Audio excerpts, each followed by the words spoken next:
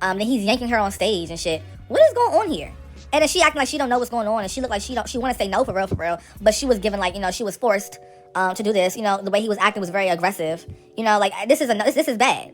And the reason why I say this is bad is because Young Thug knew that if I proposed to you in front of thousands of people, the pressure to say yes is a lot more, you know, like, stronger. You know, if he did it privately, she could easily say no, not right now.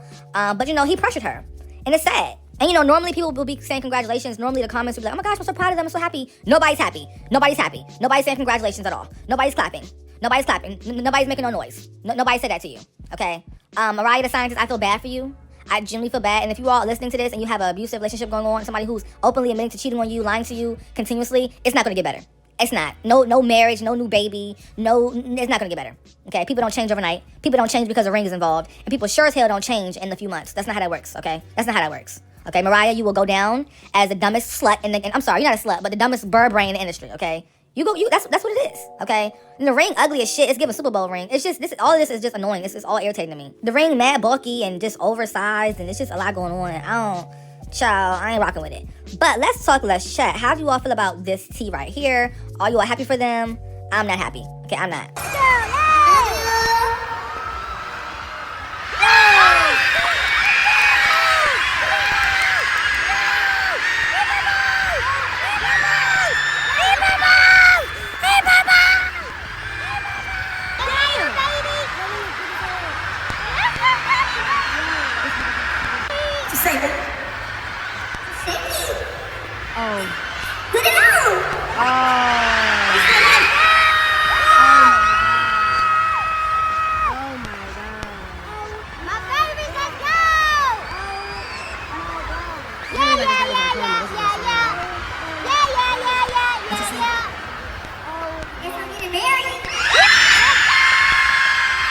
Next up, ugly ass kids. Okay, the only way the kids won't be ugly is if Mariah the Scientist genes are coming in strong. But other than that, them kids gonna be ugly as shit. Ah, wow, wow, wow. Draco got that kickback. When they kick back, you can't get your shit back. In fact, this, that. I smell all. I don't fuck with that. Moving on to Fifi. I don't really want no friends. It seems like there's some tea going with Fifi. It seems like some sales have been removed. They sabotaging. Okay. So in case you all don't know, but Fifi is the song that Nicki Minaj and 6ix9ine made back in 2018 during the Hate Train era. That was a crazy time. Like, Fifi, that was one of the only real songs that kind of, like, you know, seeped through the cracks of the Hate Train blackballing stuff. You know, well, that song is Chun-Li, but it was awful back then. Like, none of her songs was being pushed in the algorithm. But anyway, so moving on to Nicki Minaj and 6ix9ine. So it seems like the reports have come out that they have sold only 5 times platinum, right?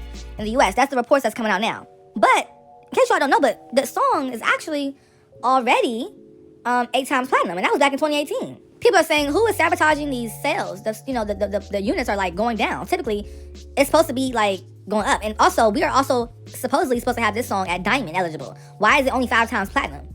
That's just strange, okay? Mind y'all, Fifi was certified 8 times platinum in 2019. 2019, it's been almost 7 years since then. The song is definitely already diamond. So I don't know what's going on. Why are the news reports saying that it's only 5 times platinum when it was 8 times platinum 7 years ago? It's just, something is not right. Something is not right. I don't get it. Something is I don't know. They saying that the record companies took away the fraudulent sales, but I don't think the song had any fraudulent sales. Because if they had fraudulent sales, wouldn't the sales be removed back then? I don't know. Something not right, y'all. Something not right.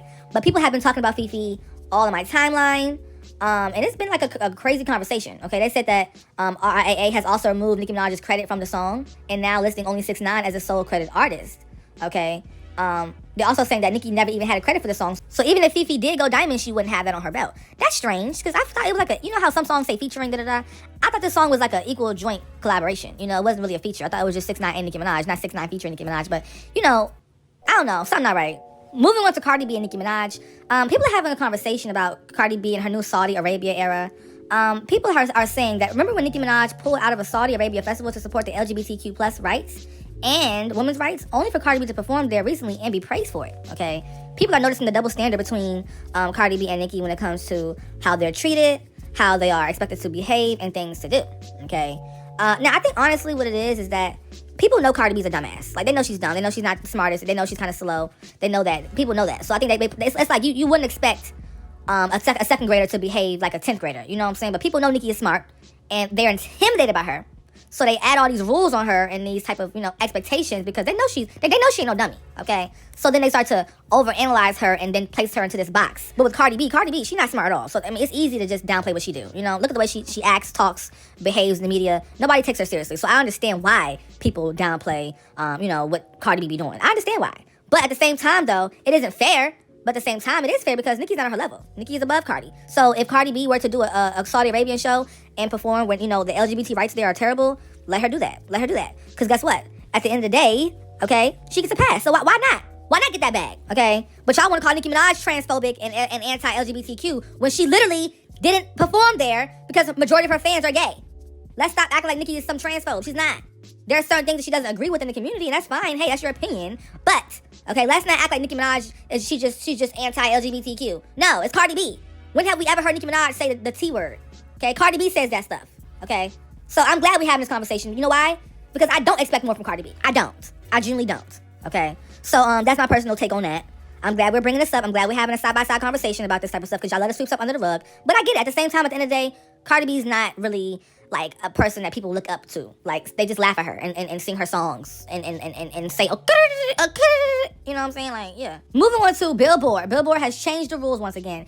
No shade, but I hate when Billboard is always changing the rules. Because it's like, then it's just, I don't know. I mean, this rule change isn't bad, but let me just read it. Billboard's rule change says that streaming will now have more weight on the Billboard 200 and Hot 100. So, streams are going to be way, way, way more impactful on the person's chart performance. One album unit will now equal 2,500 ad-supported or 1,000 paid subscription on-demand official audio and video streams generated by songs from an album. So one unit is equal to just 1,000 people streaming who have a subscription to Apple Music. That's it? Wow. Previously, it was 3.7K ad-supported streams was equal to 1.2 paid streams for one unit. And this begins January 17th, dated charts January 2nd through the 8th, tracking. Me personally, this is not bad because I think that it puts the power back in the fans' hands, okay?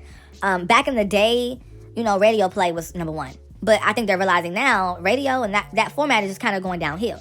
And like I've said this many times, but we've entered an era where there's not just one funnel of media consumption. Back in the day, it was radio and like award shows, and that was just about it. Now you have TikTok, YouTube, Apple Music, streaming on all other platforms. You got Musi. You got people doing like SoundCloud. Like, it's so many different funnels and niches and lanes to where media is consumed, to where you can't just rank it on radio no more. Radio is really becoming obsolete. And it's just showing you that the music industry is genuinely evolving to the point now where I think they're going to kind of like die. Radio's going to die out eventually. I think so. Radio's going to die out. And pure sales, I think, should also be the highest. No shade. But, that's a whole other topic there. But I feel like pure sales should be higher than like streaming, And also, my thing about radio is like, y'all have pre-selected those songs to be on the chart. Like, that's not fair. Like, it's not fair. Like, you have deals and things like that to be on radio, then you get more credit for the charts because you're on radio more. When no shade, like it's a pre-selected process. So it's like you already are cherry picking what's going to be successful in the charts. So then it gives other songs with more streams and actual sales less advantage. So I love this new update. This means that streaming will count more on the charts. And we finna see how this goes, okay? A lot of people gonna be having top 10s again. No shade. Well, or they won't, okay? Or they won't. Some people will actually be tanking now. Clock that T. Moving on to Megan Thee Stallion. They said, child, another day, another lawsuit for Roc Nation and Megan Thee Stallion. They have been named yet again in court filings. Two models allege they were contracted for the Hot Girl Summer swimwear, them ugly-ass, thin-ass clothes, which is a terrible campaign with usage limited to social media. But claim their images were later used on billboards and other nationwide advertising without renegotiation, additional consent, or additional compensation. All these fucking big-ass words, damn. A jury trial has been requested. No shade, but y'all can't be doing that. That is just utterly, merely weird. Okay, that is just weird to me. Okay, somebody said that Roc Nation doesn't own the collection. Megan does. Walmart put it on advertisements. They're gonna have to sue Walmart and Megan, not Roc Nation. They will have to sue Roc Nation because Roc Nation is the overall like manager of what's going on. Okay, Megan Thee Stallion is not as independent as y'all think she is. Roc Nation has their hands in everything she's doing. Okay, that's why they mentioned all her lawsuits, because Roc Nation is the reason why she's doing this stuff. Megan Thee Stallion does not have these great ideas to make these swimwear collections and alcohol brands. Beyonce told her to do that shit. Jay-Z told her to do that stuff. That's why Roc Nation is also being sued. Roc Nation is behind everything with Megan Thee Stallion. She's not an independent artist at all. She's not. She's just not. Okay. Now, is that bad? No, it's not bad. But I hate how they want to brand her as that. Now, as far as these models and stuff, they definitely need to get their coin. They do.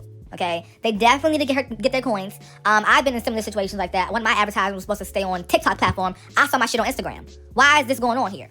Cut that check, sign a contract, got an extra bag. You see what I'm saying here? That's how it's supposed to go. And people don't understand, but that's breaching contracts. You can't be having stuff breached like that.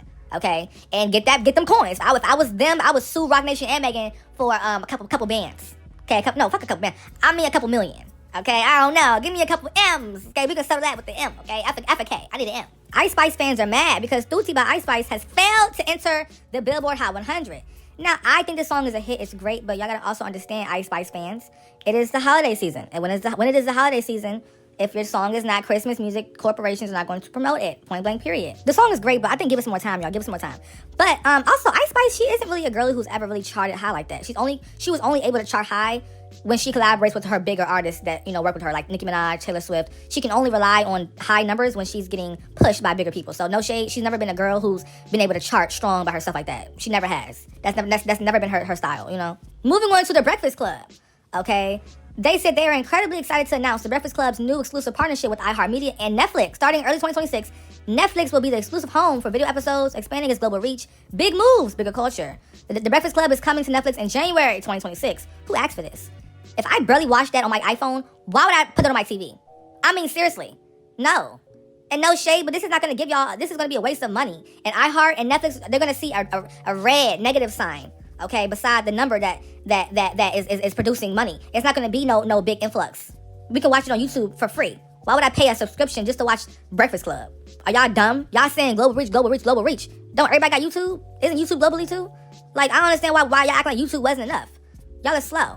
I think that personally they're trying to rebrand this as some higher value thing, but you can't rebrand something with higher value when the people on the show aren't high value at all. Or the way they do the show. That's not high value.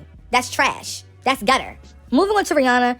Rihanna, she is on here and she got she got shushed by a fan, told to sit down at a concert. Yes, they was tired of her up in the air. She was on somebody's shoulder at the Mariah Carey concert and a fan was not happy at all with that. They said, Rihanna, sit your ass down.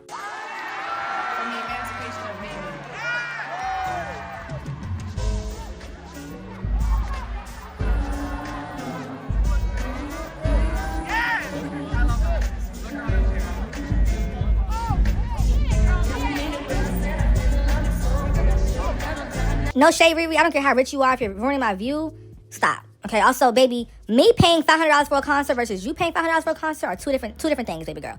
This is somebody's light bill, somebody's car note. Okay, you can do that, Rihanna, and not even you won't even know that it came out your account. You probably got it for free. Like, no shade. So, girl, sit down. Okay, you're ruining people's view. I don't care how rich you are, how famous you are. You're in my way. Okay, point blank, period. Get down. Okay, seriously. The comments were not on her side either. The comments are not on Rihanna's side. I was like, dang.